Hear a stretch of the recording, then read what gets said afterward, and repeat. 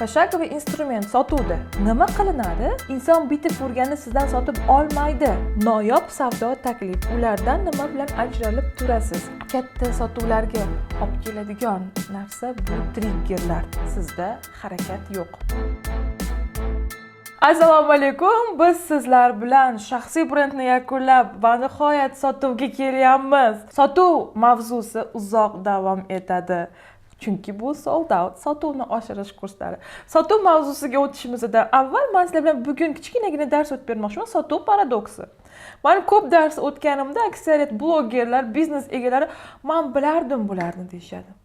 Sotuvingiz pastligi aslida siz hech nimani bilmasligingiz emas. Siz hammasini bilasiz уже. Siz yokida hammasini teng taniga ishlatasiz, yokida вообще bilimingizni ishlatmaysiz. Sizda harakat yo'q. Bunda olib qarasak, nima uchun siz bilimingizni ishlatmayapsiz? Aksariyat onlayn shoplar, blogerlar kimniki sotuvi kerak bo'lsa, sotuv oshirish kerak bo'lgan mahsulotni bir hafta ichida sotib olgisi keladi. Ya'ni marketologlar hamma biladi, sotuv menejerlari ham, psixologlar ham aytadi, inson bitib ko'rganini sizdan sotib olmaydi. Birorta blogerdan reklama sotib olib, undan umuman effekt yo'q deyish umuman noto'g'ri. Chunki inson sizdan qachon sotib oladi? 8 martadan ortiq siz haqingizda eshitsa, mijoz to'liq ma'lumotga ega bo'lsa, mijozni qalbiga kirib borgan bo'lsangiz, keyingina sotib oladi. Siz xohlaysizki, hozir yangi kolleksiyani olib keldingiz, hozir sirrochni hammasidan qutulishingiz kerak. Bir vaqtning o'zida ham target yoqasiz, ham blogerlarga berasiz, joningizni berib 2 kun abilni Instagram storieslarga qo'yasiz. Endi yana nima qilsam ekan sotuvim baland bo'ladi deysiz. Xavotir olmang, men ham xuddi shu holatda bo'lganman. Qachonki men rossiyskiy kurslarda o'qib, insonlarni sotib olish qaroriga qachon kelishi, воронка продажlar, triggerlarni, progrevlarni o'rganganimdan keyin sotuvni muntazam ravishda, tizimli, stressga tushmagan holda, o'zini u darajada qiynamagan holda sotuvni amalga oshirish mumkin ekan. Hozir sizda natija bo'lmayotgani, siz ideal sotuv tizimini tushunasiz. Воронка продаж blogerlarda natija kelishini bilasiz, ammo sizda tizim yo'q. Masalan, shanba kuni oilaviy kino ko'rmoqchisizlar. U ham romantik bo'lishi kerak, ham eteli oilaviy bo'lishi kerak, komediya bo'lishi kerak. Siz idealniy kinoni tasavvur qildingiz. Endi qidirishga tushasiz. Bu bo'lmaydi, oxiri yo'q kino ekan deb o'chirib qo'yasiz. Kimda shunaqa bo'lgan? Menda ko'p bo'ladi. Farzandlarim bilan kino ko'rgim keladi, qidiramiz, oxiri o'chirib qo'yamiz.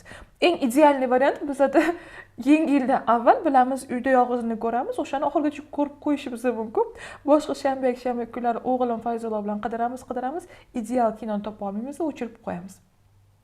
Biz chunki hayolimizda idealniy variantni bilamiz. Sizlar ham idealniy sotuvlarni bilasizlar, lekin siz harakatingiz yo'q. Ammo sizga xursandchiligim bor.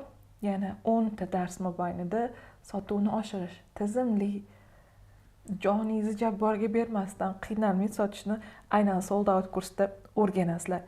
Demak, birorta inson sizdan sotib olishlik uchun siz haqingizda bo'lmaganda 8 marta eshitib, brendingizdan xabardor bo'lish kerak. Mana masalan, meni oyimam yana kecha ilgargi darslarimda tanishtirgan Faya brendidan korset sotib olibdilar. Birinchi Muqaddas Sa'dullayevada ko'rdim reklamasini, yana bitta blogerda ko'rdim, olmadim. Lekin Sana kursining gruppasida bor ekan shu qiz. Ko'rdim, keyin sotib oldim dedi. Oyim bu kursda ham o'qiyapti. Sizlar bilan birga kursdosh, oyimga alangalik salom. Demak, 3-4 ta blogerlardan ko'rgan, oxiri qizini kursda o'qiyotganligini ko'rib, marketing noldan kursdagi gruppada oyim bor edi, chunki oyim onlayn o'qiyotdi. Ko'rib, albatta ulardan sotib olgan. Muqaddas Abdullayevada boshqa blogerlarda ko'rib sotib olmadi, chunki ulardan birinchi marta tanishgan edi. Insonlar sizdan bittada sotib olmaydi. Siz bu kursda shunaqa sifatli va sotuvchi kontent yaratasiz, asta-sekinlik bilan, tizim bilan sotishni o'rganasiz. eng pошаговый instrument beraman. Pошаговый instrument sotuvda nima qilinadi? Normalniy sotuv bo'lish uchun birinchi o'rinda sizni konkurentlaringizni o'rganasiz, sizni aslida raqobatchilaringiz kimligini o'rganasiz va noyob savdo taklif, ulardan nima bilan ajralib turasiz, shuni topasiz. Birinchi konkurentlarni o'rganamiz. Sizga uyga vazifa 10 ta o'zingizga konkurent deb bilgan insonni o'rganasiz. Noyob savdo taklifingizni tayyorlaysiz, kontent tayyorlaysiz. Kontentni ham asta-sekinlik bilan sotuvga qaratilgan kontent, reelslar, postlar tayyorlanishi kerak bo'ladi. Keyin reklama sotib olasiz blogerlardan, har xil kanallardan o'zingizni auditoriyangizni sonini oshirish uchun reklama sotib olasiz. Buni hammasini ketma-ketligi bor. Hammasini teng-taniga qilmaysiz. Asta-sekinlik bilan auditoriyani reja bilan o'z mahsulotingizga qizitib, ularni qiziqishlarini orttirib borasiz. Buning uchun siz muntazam bo'lishingiz kerak. Bir oy istoriyalarda hech nima qo'ymasdan hozir srochno mahsulotdan qutulish uchun bitta reels bilan sizdan hech kim sotib olmaydi. Sotib olish qaroriga asta-sekinlik bilan kiradi. Bilasizmi? Meni kurslarimni meni 4 oy davomida kuzatganlar keyin sotib oladi. Srazu qaror qilganlar kam. Ular 4 boshida mehr qo'yadi, qiziqadi, 4 oydan keyin meni kursimni sotib olishadilar. Demak, bu kursda bundan keyingi darslarimizda har kuni qanaqa kontent joylab borishingiz kerak, har kuni qanaqa storieslar qo'yishingiz kerak, shu haqida sizlar bilan gaplashamiz. Eng katta instrumentlar, sotuv instrumentlaridan biri bu, конечно же, o'zingizsiz. O'zingiz orqali qanaqa qilib sotishni shaxsiy brendda o'rgatdim. Ammo lekin katta sotuvlarga olib keladigan narsa bu triggerlar. Triggerlardan to'g'ri foydalanish. Triggerlardan biz istoriyalarda va postlarimizda foydalanamiz. Triggerlarni inobatga olib Instagramda post, istoriyalar olib borsangiz, albatta sotuvingiz oshadi. Trigger qilish biror narsani uyg'otib yuborish.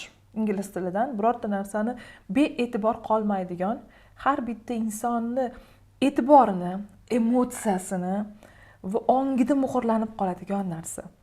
Ya'ni triggerlar albatta pulni istoriyalarda ko'rsatsangiz hammaga qiziq bo'ladi. Nech pul daromad topganingizni. Birinchi eng katta daromadingizni aytib bersangiz, wow deydi. Chunki odamlar befarq qolmaydilar. Triggerda albatta kuchli havas yoki juda ham katta zo'r tuyg'u beradi, xursandchilik yoki juda ham xafagarchilik beradigan postlar bo'ladi, triggerlar.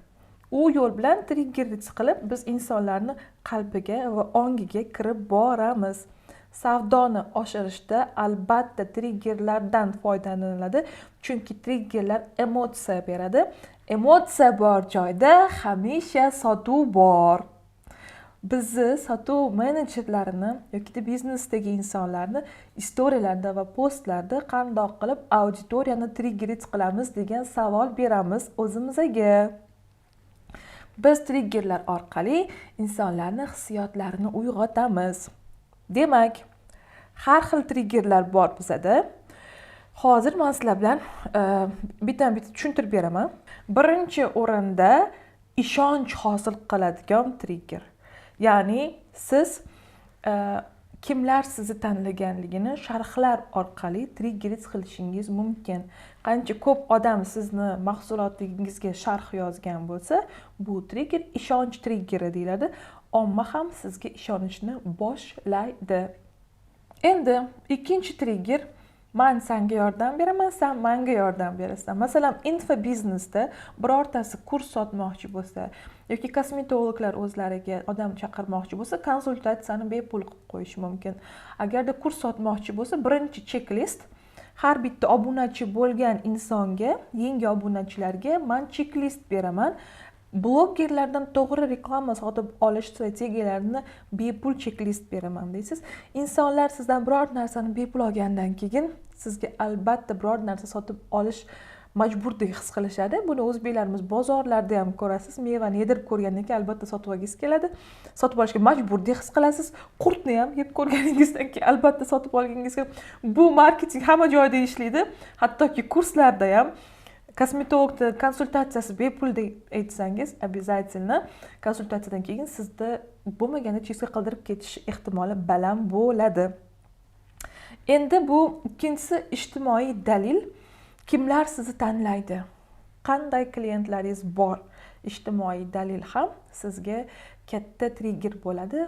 Hatto shu inson ham bu odamni kursida o'qiyapti ekan. Hatto bu inson ham shu kosmetologga borar ekan. Hatto shular ham bu insondan 4 Napoleonlar zakaz qilib olar ekan degan ijtimoiy dalil bo'ladi. Ijtimoiy dalilda televideniyega chiqqanligingizni, katta insonlar bilan tanishganingiz, ular tomonidan qabul qilinganingiz, katta kompaniyalarda ishlaganligingiz ham ijtimoiy dalilni bir turi hisoblanadi. Jamiyatni yaratish. Masalan, meni kursimda, marketing kursida ko'pchilik BR ayol klubida qo'shilish uchun borishadi. BR ayol klubida har oy biz ko'rishib turamiz, treninglar o'tkaziladi. Men masalan yangi Moskvadan, Istanbuldan o'rgangan bilimlarim albatta BR ayol klubiga kelib beraman va biz har xil spikerlarni chaqiramiz. Bitta jamiyatni yaratish, o'quv markazlari bo'lsa, ota-onalar uchun bayram qilib berish, o'zinglarni jamiyatinglar bo'lishi kerak. Men o'sha bog'chaga meni farzandim borganligi uchun bizni ota-onalarga bayram qilib berishdi. Bizni o'sha bog'chani ota-onalarimiz, rodillarimiz degan, u ham jamiyatni yaratish. Endi yana trigger bo'ladigan narsa, meni eng yaxshi ko'rganim tanqislik. Faqat oxirgisi qoldi qizlar deb kiyim sotayotganlar. Eng ko'p sotilgan sumka, lekin bu oxirgisi desanglar, odamlar juda ham sotib olgisi keladi. Tanqislikni uyg'otish kerak. Kursga oxirgi 3 ta joy qoldi, oxirgi 2 ta joy qoldi desangiz ham, bu insonlarni juda ham tezroq borib sotib olgisini xohishini oshiradi. Endi yangiliklar. Insonlar yangiliklarni yaxshi ko'rishadi. Yangilangan kurs, yaxshilangan mahsulot, masalan, iPhone har doim har yil yangilangan versiyasini chiqazadi. Biz borib har yili yangilaymiz. Siz bozorda uzoq vaqt mobaynida o'z joyingizni egallamoqchi bo'lsangiz, siz mahsulotingizni va servisingizni albatta yaxshilab borishingiz zarur bo'ladi. Ayniqsa shaxsiy brendni rivojlantirgan insonlar, meni kursim, meni yuzim deyman. Shuning uchun har bitta kursimni yaxshilab boraman. Siz sotayotgan har bitta mahsulotingiz shaxsiy brendni rivojlantirgan bo'lsangiz, obro'yingizga ta'sir qilishi mumkin. Shuning uchun ham siz hamisha o'z mahsulot va servislaringizni yaxshilab borishingiz zarur. Dangasalik ham bor. Insonlarda dangasalik rivojlangan, ya'ni birorta o'z mijozingizni muammosini oxirigacha yechib berish.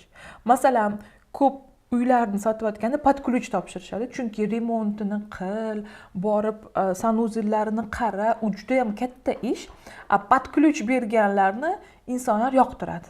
Birorta masalan dastavkasi bo'lsa ham вообще yaxshi ko'rishadi. Agarda bepul dastavkasi bo'lsa juda ham yaxshi ko'rishadi. Siz trigger qila olasiz, bitta muammoni to'liq yechib berib. Masalan, uy qurib sotish bo'lganda remonti bilan pod ключ berib. Chunki har bitta inson dangasa. Har bitta inson dangasa.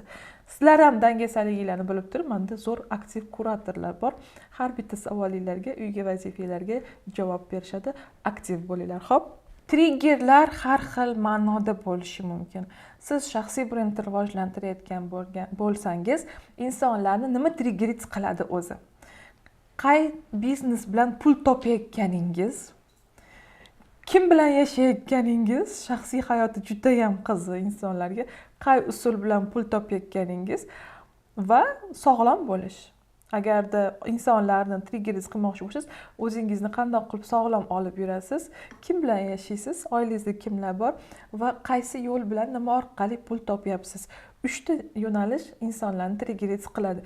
Ya'ni hashamatli hayot, inomarkalar ham ba'zi insonlarni triggeringiz qiladi, chunki havas qilishadi. Chiroyli munosabatlar, haqiqiy sevgini ko'rsatgan stranitsalar ham bizga yoqadi, chunki u yerda biz har bitta odam intilgan munosabatlar bor. Yokida shu sog'lom bo'lish uchun nima qilayotganini, yana ham sog'lom bo'lish uchun, yana ham chiroyli bo'lish uchun nima qilayotganini ko'rsatgan postlar ham albatta triggeringiz qiladi. Trigger bu emotsiya. Shuning uchun hamma blogerlar emotsiyasini ko'rsatib Instagramda yig'lab berishadi. Shuning uchun har bitta bloger bola mashinasini olib chiqayotganini ko'rsatadi. Shuning uchun qizlarimizni xo'jayini bilan ketayotganini qo'lini ushlab qo'yishadi, chunki u yerda emotsiya bor. Emotsiya bor joyda hamisha sotuv bor. Istoriyalaringizda, postlaringizda emotsiya ulashishdan qo'rqmang. U kerak, agar sizga sotuv kerak bo'lsa. Bugun biz siz bilan sotuvlar temasini boshladik. Bomba darslar sizlarni kutyapti. Albatta, vazifalarni qilinglar. Sotuv bo'limiga xush kelibsizlar.